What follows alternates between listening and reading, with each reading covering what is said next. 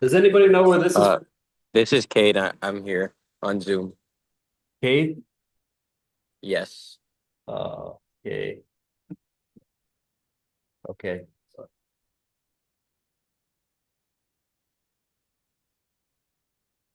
All right. So, does anybody know where this is from? No? Does anybody watch South Park? Oh, Yeah, it's from South Park. It's from one of the older episodes. So, this is the way most people approach business, right? Phase one, come up with your product idea. This one is collect underpants, right? Phase two, phase three, profit, right? But you kind of forget about the most important part, which is how do we get information about the market in order to make good decisions, right? How do we identify our customers? How do we prioritize the tasks that we need to accomplish? All this other stuff that's really important to starting a business, right? Most people, they get stuck on that first page and they have this idea that somehow they're going to make money in the future. But this is a very important part of phase two, right? Okay. So just a reminder, extra credit, March 14th tonight is period 5 at 9 p.m.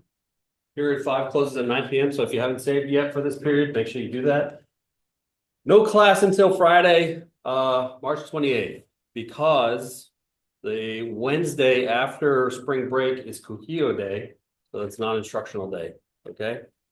So no class until Friday the 28th. Change. So the what I noticed is so the case presentation, the way that I had you guys do the case presentation is a new thing that I've done this class. And what I noticed is that there's a lot of overlap with the opening pitch, the content that would have been in the opening pitch. So what I'm going to do is just combine those assignments. So if you see the opening pitch stuff, that's in the schedule, but just ignore it. Okay. Yeah, this should be easy. Don't worry about that either. So today we're gonna discuss the lean startup. Has anybody ever heard of this before? It's a book called The Lean Startup. It's from I think it was published in 2011, but it's uh, it's a very interesting book, very interesting perspective. It reminds me a lot of also the 4 Hour Work Week. If anybody's ever heard of that, I think that was published in 2008 or something like that. But very similar idea where we are concerned with developing the minimum viable product. What, right? The minimum viable product is the minimum amount of effort that we have to expend in order to determine if a customer will make a buying decision or not, right? Do we need to build a full product, or do we just need to tell the customer, this is what we're going to build? Are you interested, right? So building the full product is obviously a significantly more effort than asking telling the customer, say, hey, this is what we're going to build. These are the features it's going to have. Are you interested? Would you buy it? Would you tell your friends about it? Information overload. So this slide has a lot of information on it, right? And it's coincidentally also about information overload. Information overload is something that we all have to deal with in everyday life. And incidentally, by the way, don't make slides like this. Okay. I make slides like this because I want you to be able to reference the slides in the future, right? I want you to just listen to me talking now. And then if you need to take notes, take notes. But this is more for posterity, which just means for future reference, right? So you listen to what I'm talking about. You can go back if you need to reference this material. It's in the slides. This kind of like helps me also not force you guys to buy a textbook because the basic information is in most of my slides, right? But you guys don't do this. When you're trying to sell an idea, you don't give someone like a bunch of gibberish, right? So I'm going to talk about this idea of information overload, how we deal with information overload, especially with regard to an entrepreneurial venture. And then we'll watch the video about Eric Ries talking about the lean startup, right? Which is really about how do we most efficiently get the information that we need in order to make a decision, right? Because in order to get that specific piece of information, we have to sift through a lot of other information so that we're making the right decisions, right? So in the modern economy, modern connected age with AI and all this other stuff, we are exposed to so much information, right? Our task as entrepreneurs is getting the right information, right? So unprecedented volume of information and environmental stimuli, people always trying to get our attention online or outside in regular life. Via sensory input, we just get a lot of information, right? And what does this do? Well, the idea with cognitive load theory is the fact that we can only handle so much information at a time.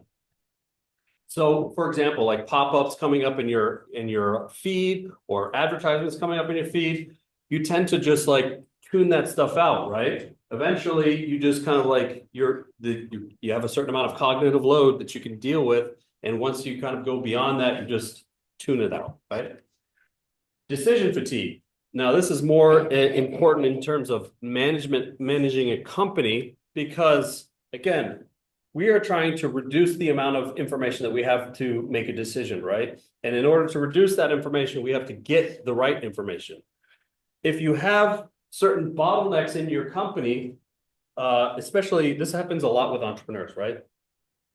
The entrepreneur wants to be involved in every decision, right? What this does is it subjects that entrepreneur to decision fatigue. Eventually, you're going to become less and less efficient at making decisions, and your decision-making ability is going to decrease as you get fatigued on a day-to-day basis. And it's a very bad use of your resources because those decisions, if your processes are built properly, should be pushed down into the to the people who are responsible for those areas of responsibilities, right?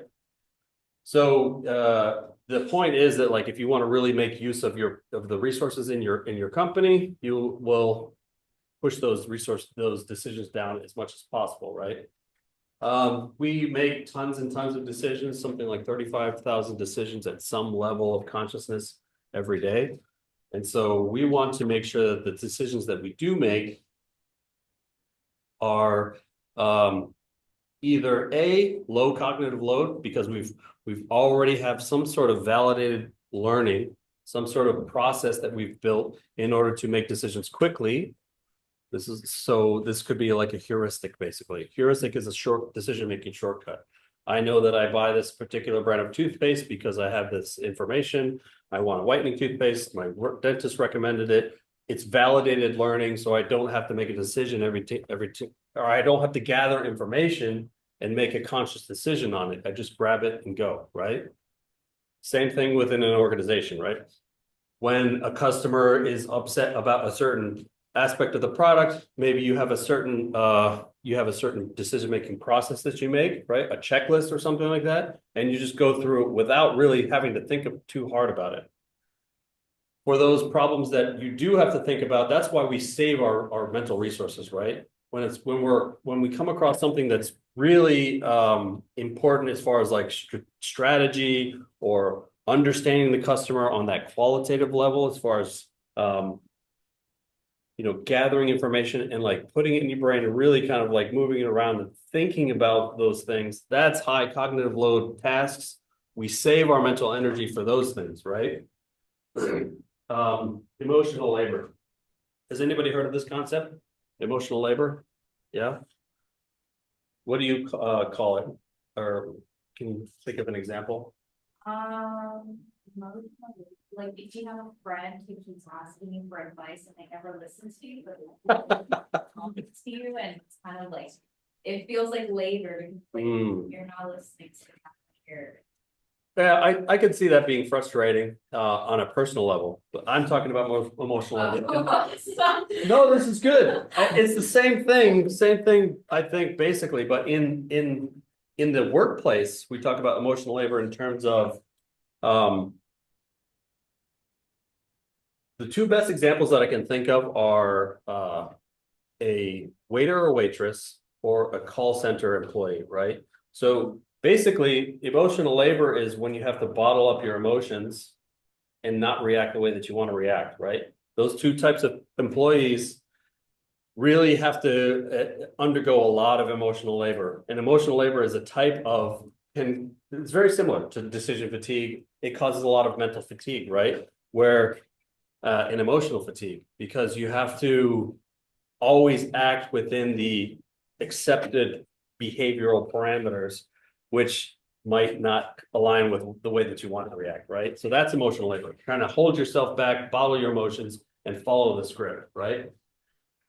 Okay, so again, so this, I was talking about using dedicating your high cognitive load tasks to the ones that are the most important, right? So I've talked about before the idea of thinking fast and slow. Does you guys remember that? Daniel Kahneman, the Nobel Prize winning economist, he has a book called Thinking Fast and Slow, and also a bunch of papers that you don't need to read. But what the idea is that we have two ways of thinking about things. And it really aligns with what I'm talking about, right? We have the thinking fast. These are processes that are validated learning. We've created a set of processes to make decisions quickly without having to dedicate mental resources to, right?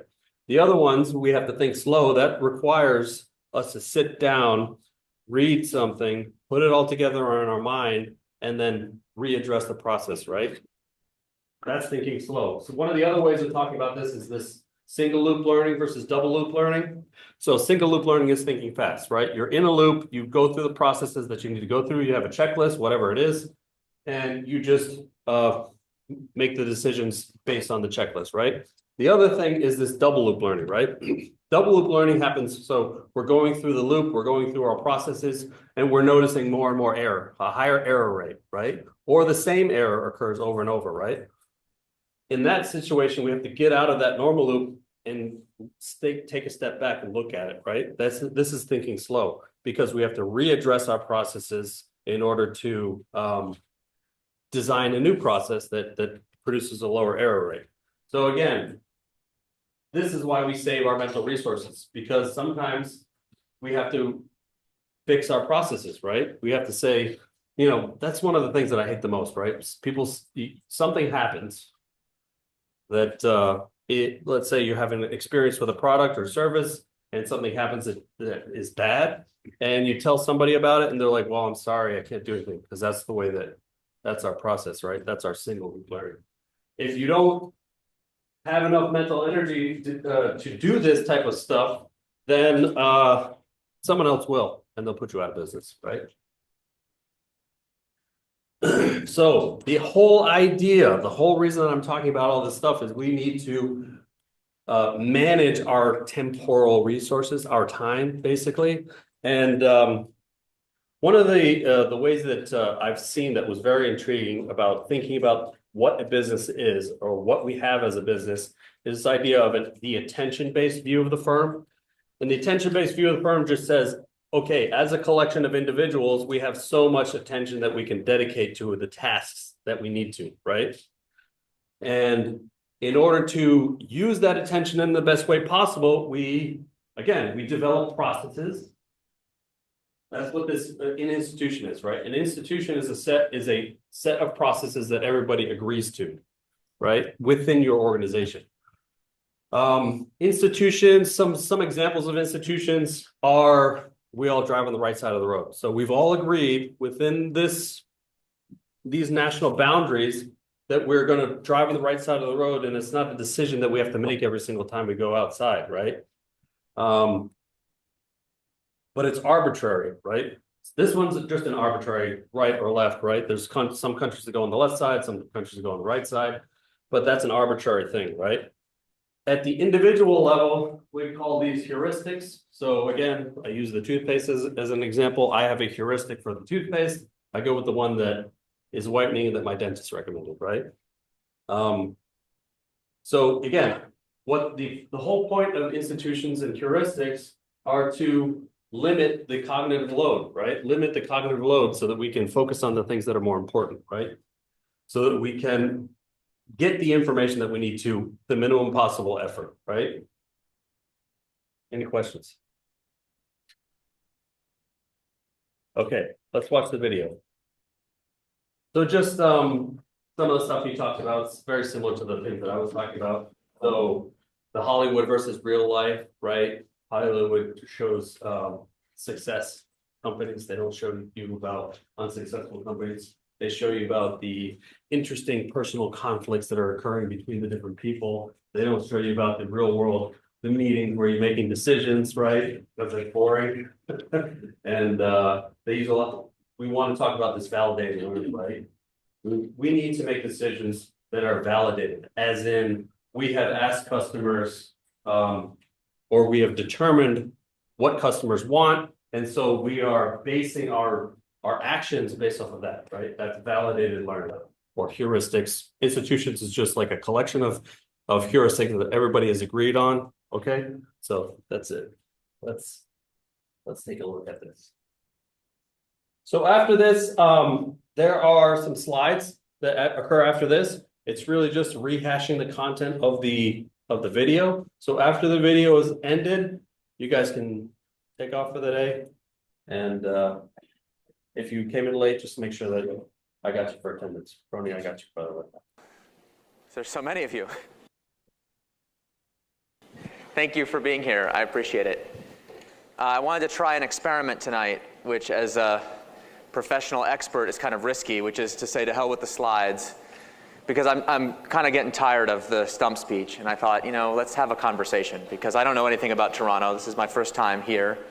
Very excited to be in such a mixed audience of students and faculty, great entrepreneurs like Daniel, and investors. They were showing me the lists really from a diverse set of backgrounds. I said, boy, I have an opportunity to learn something tonight if I spend a little bit less time talking and a little bit more time listening. So I want to invite you to interrupt me with questions at any time. Obviously, we'll do Q&A at the end too. And I thought I would just make some remarks and see how it goes. So it's like walking without a net. You guys okay with that? Thank you for being beta testers. Much appreciated. You'll see that's actually what I'm all about. Let's do some quick ground rules. I know that it interferes with the technology in the room or whatever, but I don't care. So if you do me a favor and take your phones back out again and all mobiles on, not off, because if you're not connected to the internet, I don't understand. Is that even living? I don't really understand why you would want to do that. Yeah. Nobody can get on the internet, but their students can get on the internet for sure. So if you're sitting next to a Rotman students, hold your hand up. They'll help you. Look around. Look, here's the thing. You should tweet amongst yourselves even as I'm talking, because I don't want your undivided attention. Because we live in the age of continuous partial attention, we should celebrate it. So please, all I ask is if you're going to tweet while I'm talking, please do that. Just use the Lean Startup hashtag. And the reason we use the Lean Startup hashtag is that there is a global conversation about these ideas happening right now and 24 hours a day, 7 days a week. And I'd like to invite you to be part of it. Because this is not just me and my book tour. It's not just a book that I wrote, published by Crown, and I'm very grateful to what that's meant for me. The stakes here are a lot higher and a lot more interesting. This is a worldwide movement that is trying to change the way new products are built and launched. And here's the thing. An increasing proportion of our energy as a society is being devoted to the creation of new products. And how's that working out? How do people feel like it's going? Anyone feel like it's going extremely well? That our new product launches are extremely likely to be successful? That customers are always delighted when they get to see a new version of the product? How many people are excited when their smartphone tells them there's a new version of their operating system or a new version of their favorite app? Versus how many people have a sense of dread and say, oh God, what's going to go wrong this time? You know what I'm talking about. Almost everywhere I go, I meet people who work in a company, who work on new projects, and they know deep down in their heart that the work that they do every day doesn't matter to anybody. And I think that is an unacceptable waste of people's time and energy. So that's what the stakes are. We think we have an opportunity to do something about that. But in order to do that, we have to take the practice of entrepreneurship and innovation and try to put it on a more rigorous, a more scientific foundation. That's our goal. And what is known today about entrepreneurship, I think, is just the tiniest tip of the iceberg, such that when people look back on our time decades from now, they're going to laugh at what we consider to be the management of innovation, the way we laugh at the fact that early 20th century managers didn't even know how to operate a factory or a global supply chain or a multi-division company. Today, we take those things so for granted, we can't imagine that those ideas had to be invented, but they did. So that's what I want to talk about. That's why I invite you to be tweeting as much as you like. Plus, if I get boring, you'll have something to do. So my background is in tech entrepreneurship. I grew up programming computers. So I thought I would be a computer programmer my whole life. One of the happiest days I can remember was when I found out that you could get paid for programming. I was thrilled. It was like getting paid to play video games. Because I thought programming was something you did simply because it was the most intrinsically enjoyable activity in the world.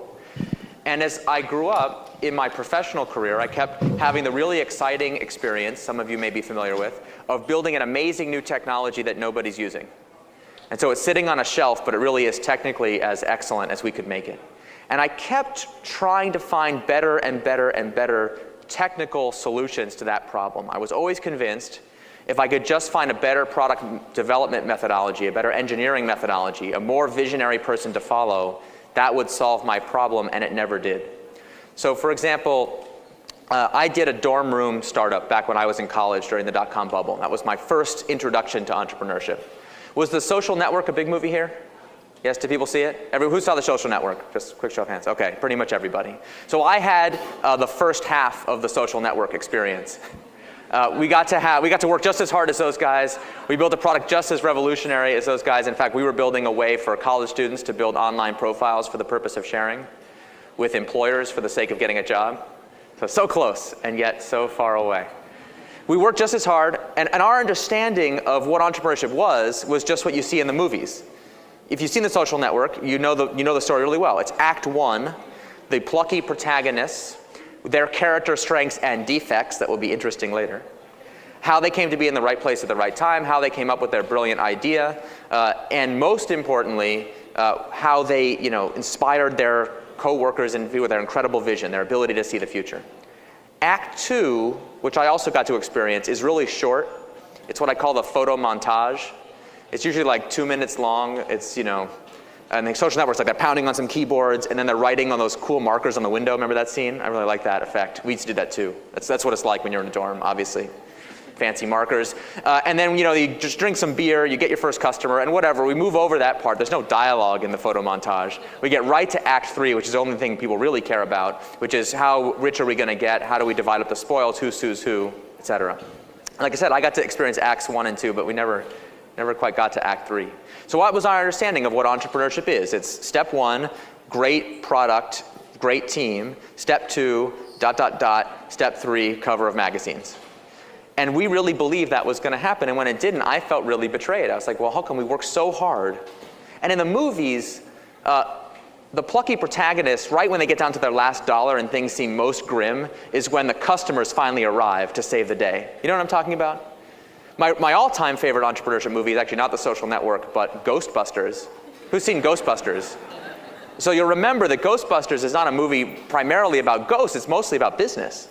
You got these guys in a university setting. They come up with this radical new technology, so advanced and visionary that they get kicked out. They have to go start a business, so they mortgage their houses. They build this cool building. They get the car. They do the TV ad. They get the technology working. They basically do everything relating to the technology. They get it working, and then they're literally down to their last dollar when, just like it always happens in the movies, boom, in comes their first customer. Who remembers why the customer came in on that very fateful day, luckily? It's because that happens to be the day that Zool is invading Manhattan with his army of ghosts. Isn't it great that Zool had such good timing? Think about it. If Zool invades Manhattan a year earlier or a year later, no Ghostbusters, no Manhattan. Most of the entrepreneurs I know, incidentally, are busy waiting for Zool. That was me. I figured, well, if things get difficult, we get down to our last dollar, that's when everything will start to work out and our customers will appear. And you can imagine how disappointed I was that it doesn't happen like that in real life. In real life, when you get down to your last dollar, what follows is your 0th dollar, and that's the end. But we never make movies about those people, so we don't see their stories.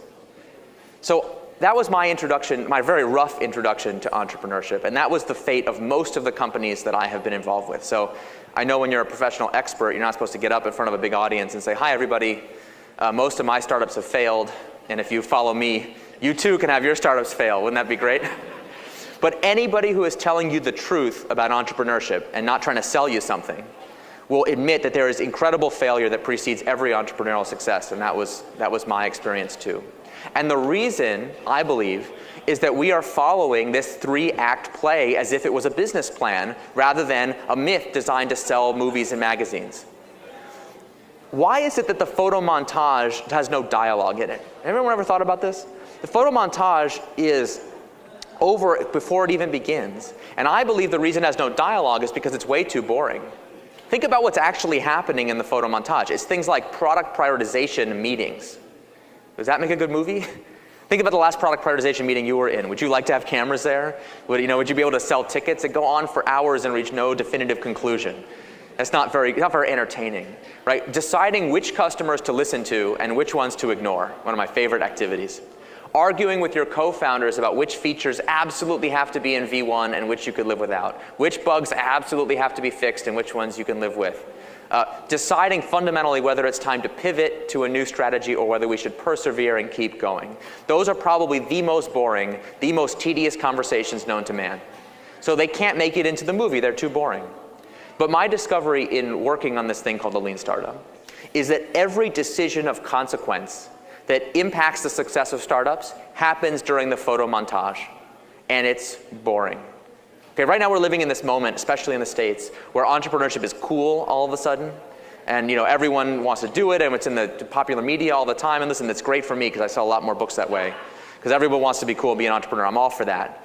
But those of you who've been in startups know the truth, which is that entrepreneurship is not cool, and it never should be considered cool. It is hard, boring, tedious, and excruciatingly difficult, plus humiliatingly embarrassing, because you're constantly failing in public, whereas that's not how it's supposed to be. So we need to make entrepreneurship more boring and less cool. So if that is disappointing to anybody, you feel free to leave, or like I said, be on your device, it's no problem. But that's what I want to talk about. I want to talk about two ideas about entrepreneurship that I hope will put you to sleep when you hear what the topics are. Ready? Topic number 1, management. Topic number 2, accounting. What could be more boring than that? So get ready, here we go. What is a startup really? When I first started working on this thing called the Lean Startup, I wanted to have a definition of a startup that we could use as a platform for building this new science of entrepreneurship. And so here's the definition I came up with. A startup is a human institution designed to create something new under conditions of extreme uncertainty. And the first time I said that out loud, I was a little bit nervous because I added a little postscript. I said, there's something funny about that definition. It doesn't really say anything about how big your company is or what industry you work in or what sector of the economy. It just says you're trying to do organization building under conditions of uncertainty. So in theory, these principles, these lean startup principles, should be applicable even to entrepreneurs who work inside big companies or government or nonprofits. And I was nervous because I had no idea what I was talking about. I had no idea if that was true. It was just a consequence of the theory. And yet from that very first time, talking in front of the very first audience, people have come up to me afterwards who you wouldn't normally recognize as an entrepreneur. They don't live in a garage. They don't eat ramen noodles. They have a real office. They have decent benefits. In America, they even have health care. It's very exciting. But they're still entrepreneurs. It's just they happen to work for a big company. They have all the hallmarks of a great entrepreneur. They have the vision to see that their industry has to change. They have the mandate to make a new product that will help their company adapt or die. It's just they happen to work in a regular building. And they used to come up to me and say, okay, I've got all the entrepreneurial prerequisites nailed. If you read a book like The Innovator's Dilemma or The Innovator's Solution by Clay Christensen, one of my heroes, it will tell you all of the prerequisite structures you need to support innovation. An independent P&L statement, the correct divisional authority, the right kinds of people. They'll get the right people on the bus and everybody else off. It's like you create this black box around the innovation, and then you say, okay, now go to it. And I kept meeting managers who lived inside the black box. They'd be like, okay, I'm in the black box. What the heck do I actually do every day? My team, all of whom have been trained in regular general management, they don't know what to do. So can you give me some guidance? And that's what we started to do with Lean Startup, is recognize that these tools are important for anyone who is engaged in what I call entrepreneurial management, the management discipline that deals specifically with situations of high uncertainty. The idea of management is exactly 100 years old this year. So happy birthday, management. It is your 100th anniversary. In 1911, a guy named Frederick Winslow Taylor published a book called The Principles of Scientific Management, which was really the first book of its kind to attempt to address the process of work in a scientific way. And if you've ever read a book from that time, to us, they're actually hilarious. The things that Taylor invented are to us so obvious, we absolutely cannot believe they had to be invented. I mean, try to imagine a polemic arguing for the proposition that work should be done as efficiently as possible. Stunning. My favorite, he has a long section advocating for what he called the task plus bonus system. And get this is crazy. If you have a big project to be done, the right way to go about it is to have a manager decompose it into a series of tasks, hand those tasks off to functional specialists who do that task over and over again. And then here's the best part, I love this. If the person finds a way to do their task better than expected, they should be paid a bonus rather than being penalized. Can you imagine such a crazy system? Think to yourself, who is he arguing against that doesn't think that's the right way work should be done? Well, if you read in, he will then take the counter arguments one by one. And the most prevailing counter argument from the 19th century was if somebody found a way to do work better, what do you know about that person? You know that they're a person of low moral character. Why? Because why weren't they doing it better yesterday? All this time they've been doing it the old way, obviously shirking their duty when they could have been doing it faster. It gets even better. What do we know about their coworkers who are still doing it the old way? Every single one of them is of low moral character. They should all be penalized.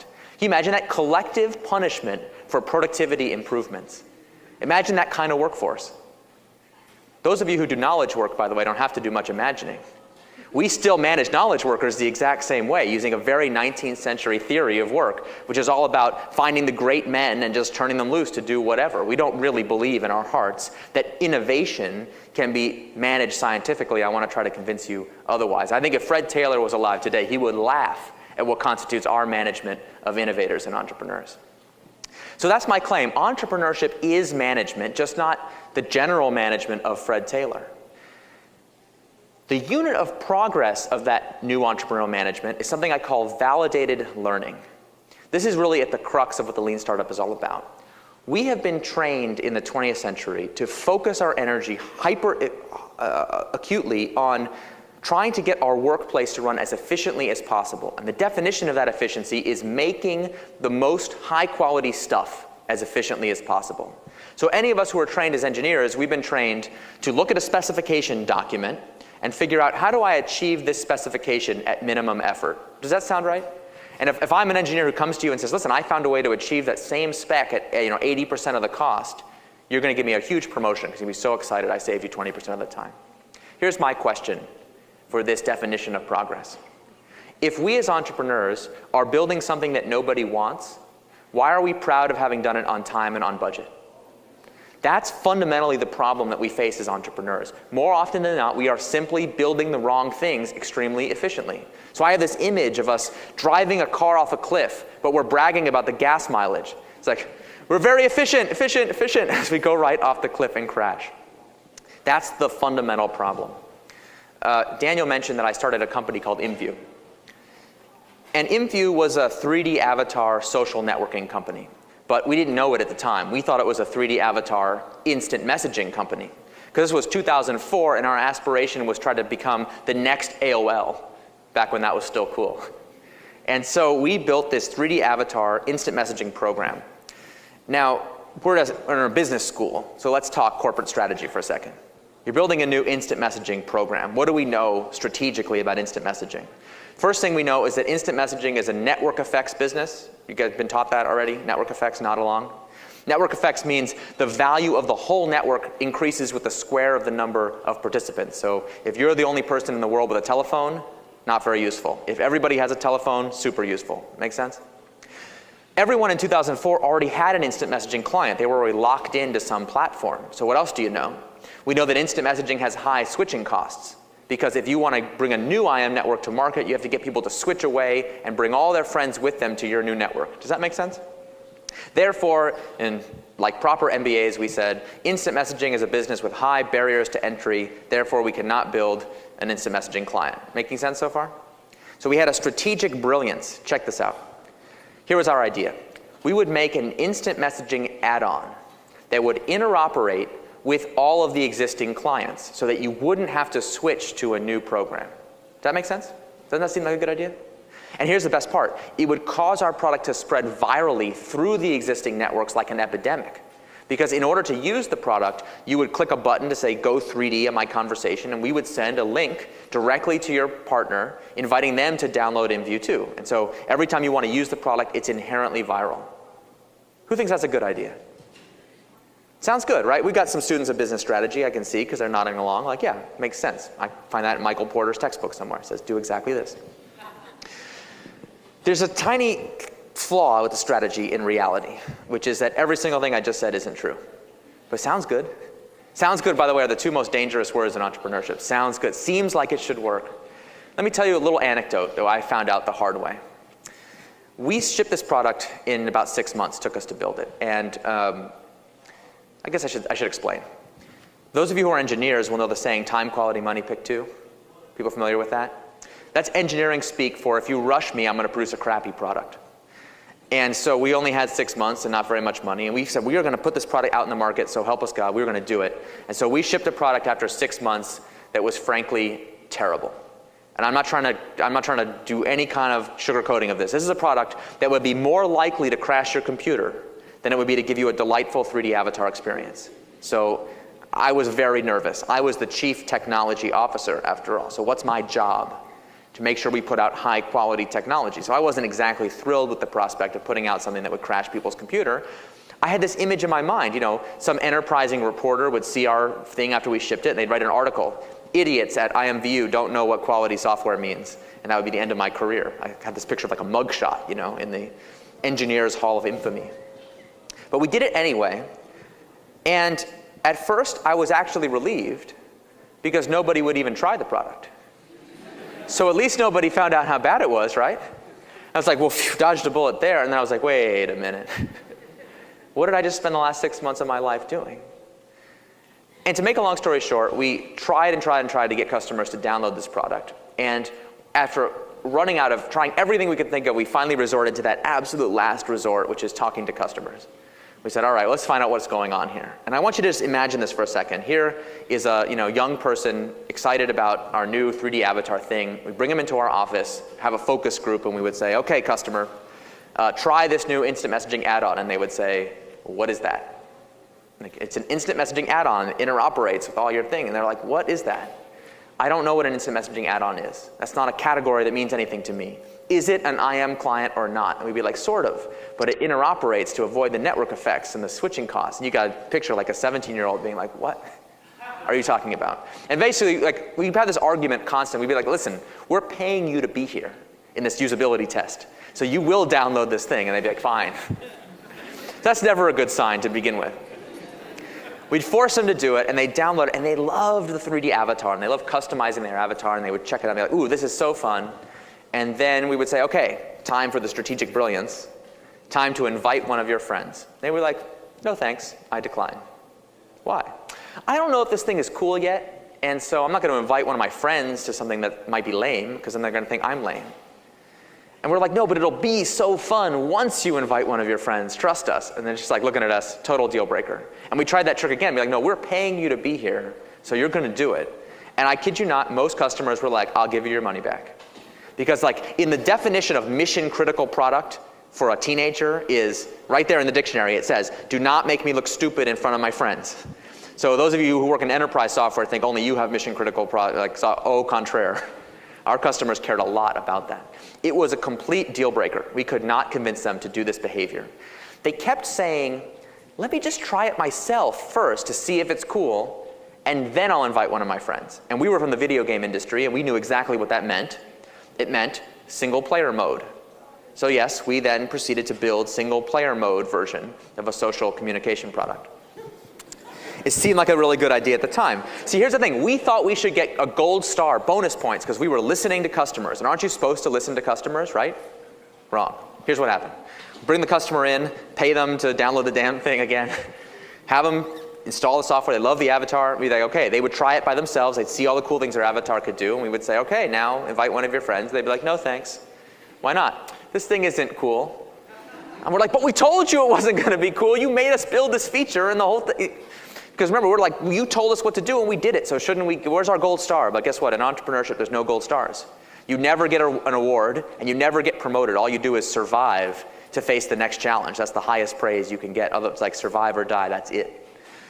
So to make this long story a little short, we had to pivot. And a pivot, just for those who are not familiar with the most overused buzzword of 2011, a pivot is a change in strategy without a change in vision. And it was pretty painful. And I want you to sympathize with me personally for a second, if you would. Guess who wrote the software that had to get thrown away as a result of the pivot? That would be me. I wrote thousands and thousands of lines of the most elegant, the best architected, the most well-factored, and just frankly beautiful software that has ever been written in all time.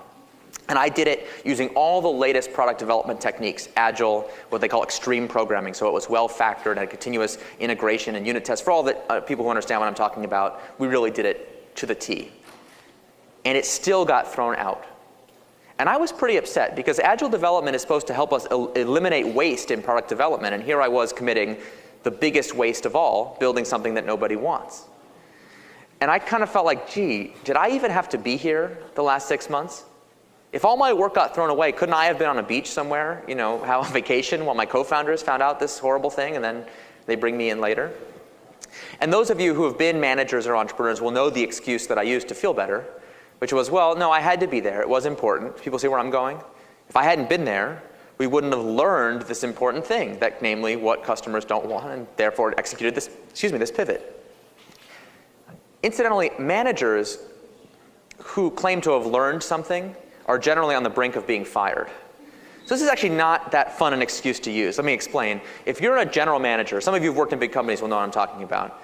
You come to your boss and you're like, I have really good news. I learned something important about what customers don't want because I built this plan, I successfully executed it, and now I have missed all my targets. But the good news is, if you just give me another year and another $1 million, it's totally going to work this time. That usually is the last report you will ever give in your company, because either it means you didn't make a very good plan, in which case you should be fired. Or even worse, it means that you made a good plan and failed to execute it, in which case you should be like double fired, if that's even possible. Fired with extreme prejudice. And yet in entrepreneurship, since we have this extreme uncertainty, we always fail. Our plans never turn out the way that they're supposed to. So what do we do about that? I want us to rehabilitate the concept of learning. Because here's the way my thought process worked. It was like, wait a minute. Why am I using learning only now as an excuse to make myself feel better? How come the word learning didn't come up even one time during the past 6 months? What did my co-founders and I talk to each other about? You can guess. We talked about what features do we absolutely have to build and not build? What bugs do we have to fix? I mentioned before, what customers do we listen to and who do we ignore? The word learning never crossed our lips one time until we had to justify a failure. And I said, if our goal the last 6 months was to learn this important thing about customers, why did it take 6 months?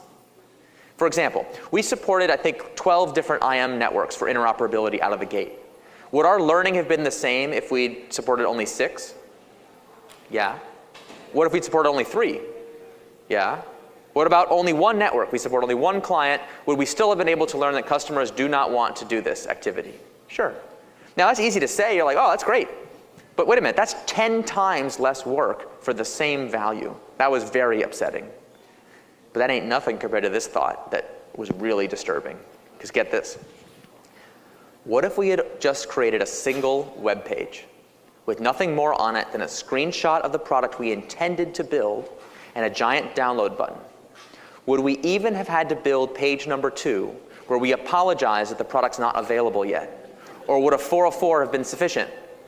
What did I say before? I said they wouldn't download the product. That means they literally wouldn't click the button, so who cares what's on page 2? Now you can see why this is disturbing to me because I had to pull out my business card, and what does it say on my business card? Chief Technology Officer. It does not say Chief Crappy One-Day Landing Page Experiment Officer. So then I was like, what am I supposed to do with my time? How is it possible that my 6 months of dedicated work could have the same value as a crappy one-page, experiment that some designer could have whipped together in an hour? That was really disturbing, and that is at the heart of what I'm trying to get at. That the value in an entrepreneurial situation is learning whether we're on the path to a sustainable business. Everything else that we do is waste. And that's really different than the 20th century management we're trying to escape. Because fundamentally, we have as a built-in assumption in 20th century management that we can forecast what people will want, and therefore we can build plans to anticipate what's going to happen, and you get promoted if you beat plan. Does that sound familiar to anybody? Right? Beating the numbers is like the fetish of modern managers. And I was pretty surprised doing the research for the book. One of the things I learned that really surprised me was that in the 1920s, the rudiments of today's modern multi-divisional company was worked out at places like General Motors and luminaries like Alfred Sloan. And at the heart of that technique of managing a multi-division company is something called accounting. I told you I was going to talk about accounting. I told you it was going to be really boring, so hang in there. Here's how accounting became the basis of modern management. Today, we think of accounting as just the thing you do to keep track of where the money went, but that's not what it was for originally. At General Motors, they were able to predict with such accuracy how many cars they ought to sell in what they called an ideal year, that they had a concept called the standard volume. How many cars, division by division, are we supposed to sell in a typical year? And they had the math and data analytics skills, remember, in a pre-digital age, to do the math, to look at all the macroeconomic indicators of how the economy was doing right now and make predictions. How many cars should we sell quarter by quarter, division by division in the actual coming year? And so if you're a manager of a division in a recession and you sell less cars than you did last year, that's to be expected. But if you beat the plan, you can still be promoted. And similarly, if it's a boom year and you sell more cars than last year, you don't get to take credit for that. Does that sound familiar to anyone who's worked in a big company? That's the basis of modern management, this accounting. When I read that for the first time, I almost fell out of my chair. And here's why. I was like, wait a minute. You're telling me there was a time in history when people could forecast things and they came true?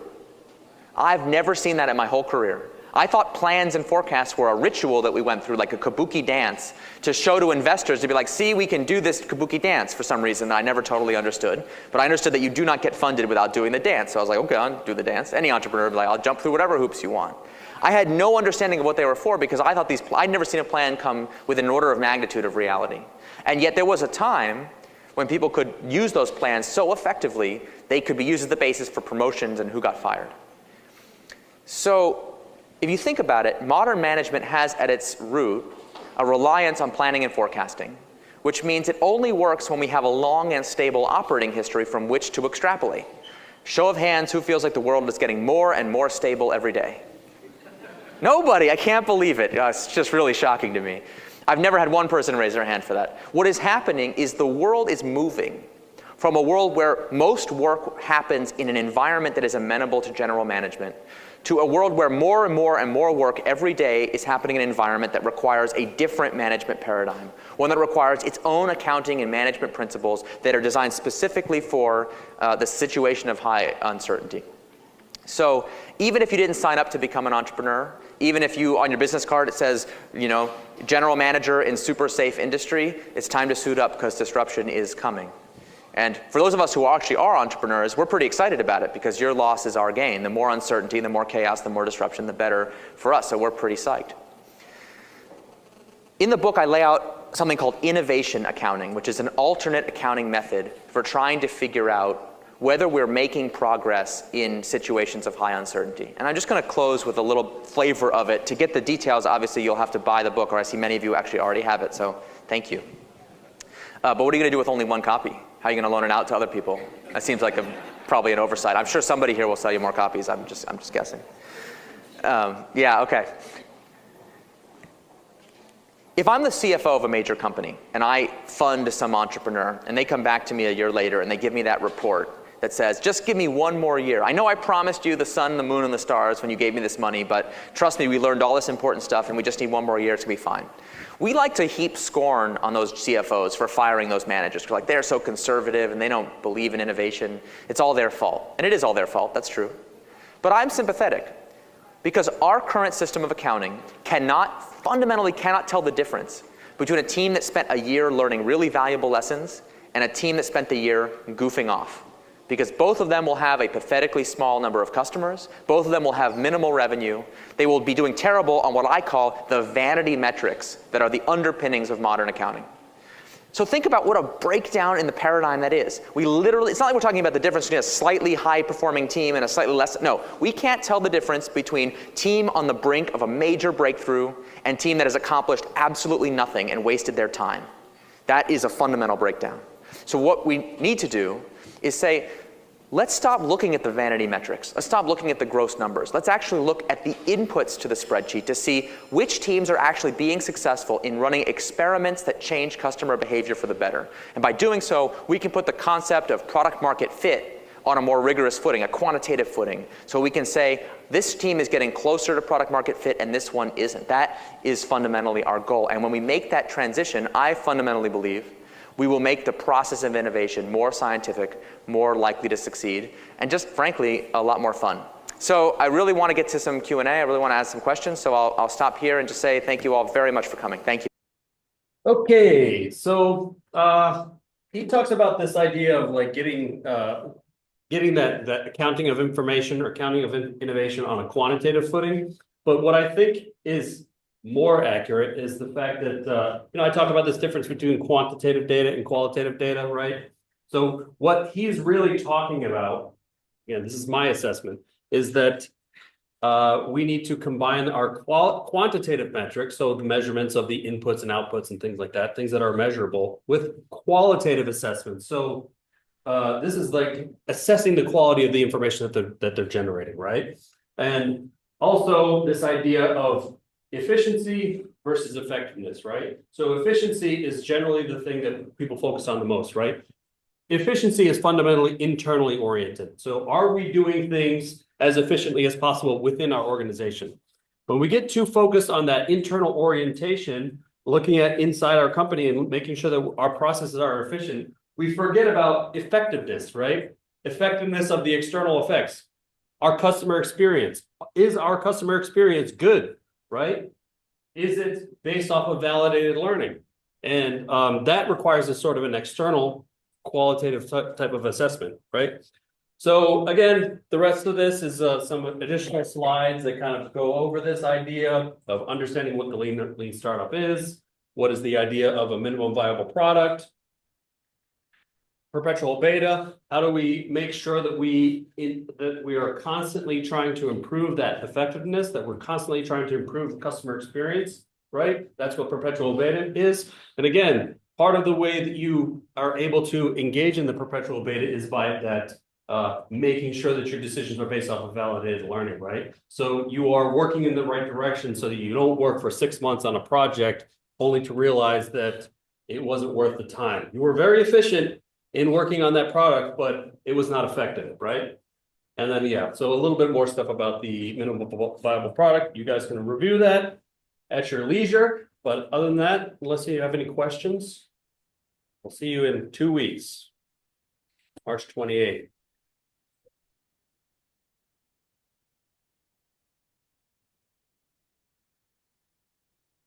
Oh, if you came in late, let me know. Yeah. I got you. Yes, thank you. You too. Professor? Yes. Yeah, so I tried to send a message on Discord, but it didn't let me DM you. But I sent out an email. Yeah, so I just wanted to give you a heads up. I don't know if that's only a me problem or other students are having that problem. But yeah, I had to like request you as a friend, which I did. But my message wasn't going through. Can you remind me who's talking? Adam. I got you down. Okay. Sorry, can you say that again? Adam. Adam. Okay, sorry. Yeah, I got you. Okay. Bye-bye. Cool. Thanks, Professor. Yep. Have a good spring break. You too. And I'm here through Zoom too, Professor. This is DJ. Yeah, you too. DJ, gotcha. Oops, what the heck did I just do? Yeah. I got you. Yeah. Yes. Awesome. I don't know if I raised my hand. Oh, last name? That's the way. Oh, yeah. Yeah, I got you. Solving notion for fishing for all of this. Have you, shot Bruce? I'll be around. I'm not. It's not working. Downhill surfing.